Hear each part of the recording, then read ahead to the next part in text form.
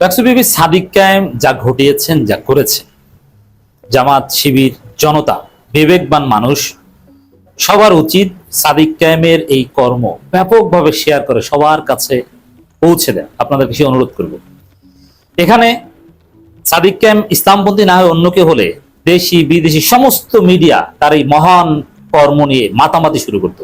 আসুন আমরা ব্যক্তিগতভাবে যার যার অবস্থান থেকে সাদিক কায়েমকে নিয়ে একটু মাতামাতি করি, কারণ এই ধরনের কাজকে যদি আমরা সমর্থন করতে পারি বাংলাদেশ ভালো থাকবে, বাংলাদেশ নিরাপদ থাকবে, ঢাকার শহর নিরাপদ থাকবে। আবারও প্রশংসায় ভাসছেন ডাকসু বিবি সাদিক কায়েম। দর্শক, সাদিক কায়েমকে ঢাকা বিশ্ববিদ্যালয়ে যুগ যুগ ধরে স্মরণ করবে শ্রদ্ধার সাথে।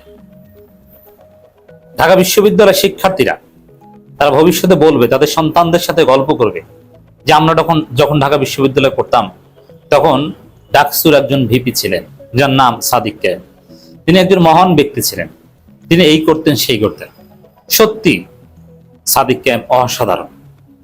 দর্শক, আপনারা জানেন যে বাংলাদেশে এই মুহূর্তে একটা জাতীয় দুর্যোগ চলছে, বাংলাদেশে বন্যা অতিবৃষ্টি, যার ফলে যদিও যতটুকু বৃষ্টি হয়েছে তাতে ঢাকায় এভাবে বন্যা হওয়ার কথা না, এটা সরকারের ব্যর্থতা, অতীতের সমস্ত সরকারের ব্যর্থতা, যার ফলে ঢাকায় জলাবদ্ধতা। কারণ ঢাকায় পানি নিষ্কাশনের ব্যবস্থা স্বাভাবিক থাকলে এরকম জলাবদ্ধতা, এরকম কৃত্রিম বন্যা হওয়ার কোনো কথা ছিল না।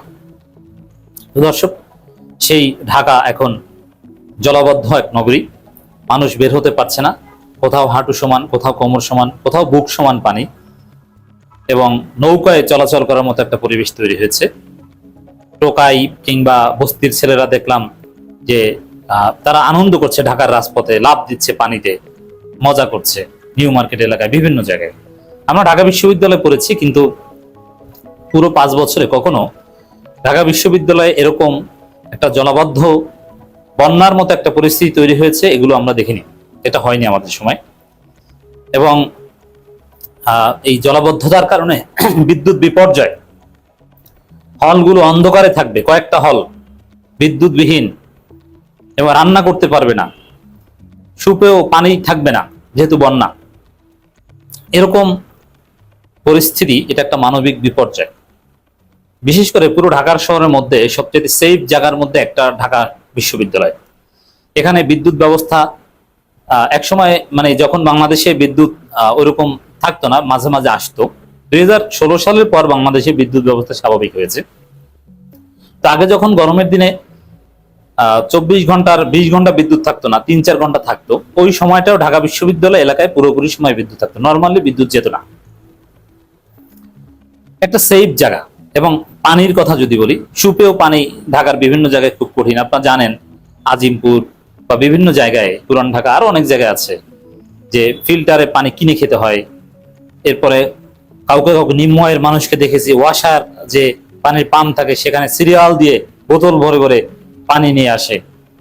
কিন্তু ঢাকা বিশ্ববিদ্যালয়ে পানির সুপেয় পানি একদম অ্যাভেলেবেল, গোসল করা পানি, টয়লেটের পানি, খাওয়ার পানি একই, সব ফ্রেশ পানি।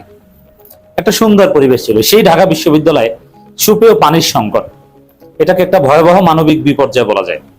বিদ্যুৎ নাই, গ্রামে যোগাযোগ করতে পারছে না শিক্ষার্থীরা, বিশেষ করে নারী শিক্ষার্থীরা, নারী হল কয়েকটা এ ধরনের ঘটনা ঘটেছে। এবং একদম রুমের মধ্যে পানি ঢুকে গেছে বিশ্ববিদ্যালয় হলের, যার ফলে এবং রাস্তাঘাটে পানিতে তলিয়ে গেছে। জরুরি প্রয়োজনে ক্লাসরুমে কিংবা অন্য কোনো প্রয়োজনে যদি কোথাও যেতে হয়, যাওয়ার মতো পরিবেশ নাই। বিশেষ করে নারীরা বেশি বেকায়দায় পড়েছে এই পরিস্থিতিতে। পুরো ঢাকার শহরেই একটা মানবিক একটা অবস্থা তৈরি হয়েছে, জরুরি পরিস্থিতি। তার মধ্যে ঢাকা বিশ্ববিদ্যালয়টা নিয়ে আমরা আলোচনা করছি। এখানে ডাকসু বিপি সাদিক কায়েম যেভাবে শিক্ষার্থীদের পাশে দাঁড়িয়েছেন, শিক্ষার্থীরা প্রশংসা করছে, পুরো জাতি প্রশংসা করছে। এবং এই সাদিক কায়েম যে দৃষ্টান্ত স্থাপন করছেন, যেভাবে দায়িত্ব পালন করতে করেছেন, এটা যদি সাদিক কায়েম না হয়ে অন্য কেউ করতেন, কোনো বাম নেতা করতেন, প্রথম আলো, ডেইলি স্টার থেকে শুরু করে বাংলাদেশের সমস্ত মিডিয়া তাকে নিয়ে আলাদা ফিচার করত। সাদিক কায়েম পানির মধ্যে ভিজে নিজ হাতে খাবার, মোমবাতি, আরো নানান সামগ্রী নিয়ে হলে হলে যাচ্ছে, নারীদের হলে তাদেরকে দিচ্ছে, তাদেরকে বলছে যে প্লিজ আমাদেরকে হেল্প করেন। আমাদেরকে সহযোগিতা করেন। এবং সেখানে সাদিক কায়েমের বার্তাটা কতটা স্মার্ট।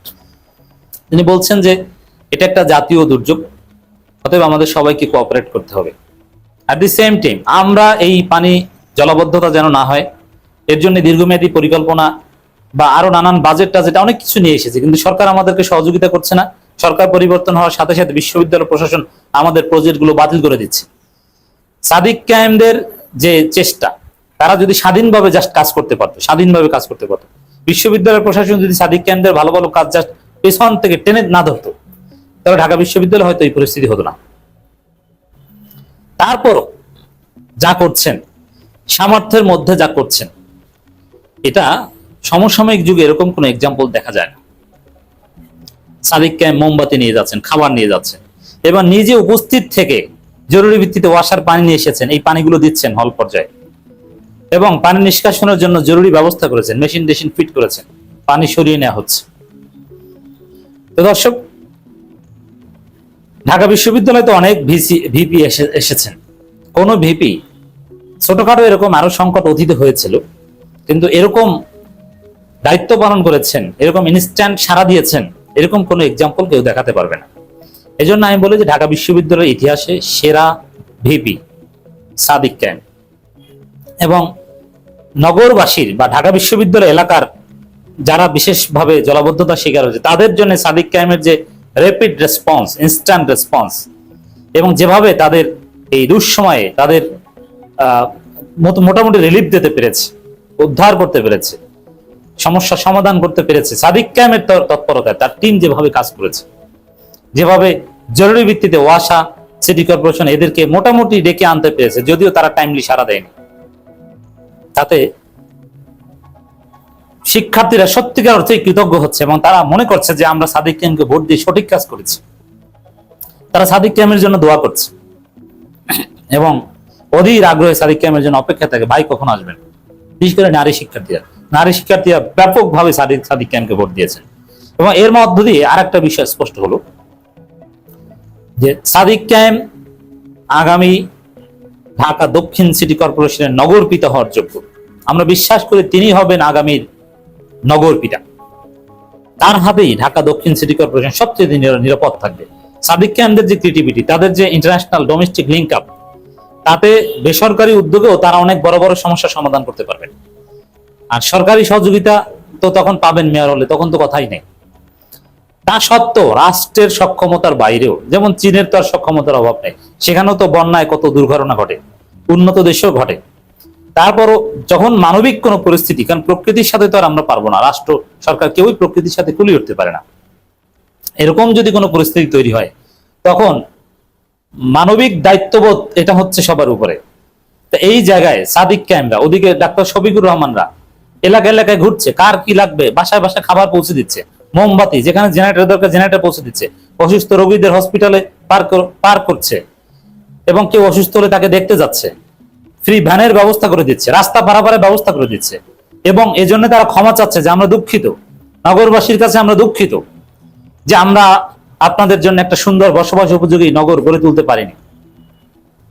তো দর্শক, সাদিক কায়েমের জন্য অনেক অনেক দোয়া, যে তিনি যেন ঢাকা দক্ষিণ সিটি কর্পোরেশন মেয়র হতে পারেন। আমি ঢাকা দক্ষিণের ভোটার, ঢাকা দক্ষিণের বাসিন্দা, সেই হিসাবে তার মতো যোগ্য, তার মতো এরকম আন্তরিক, সিনসিয়ার, ডেডিকেটেড অন্য কাউকে আমার চোখে বাজে না।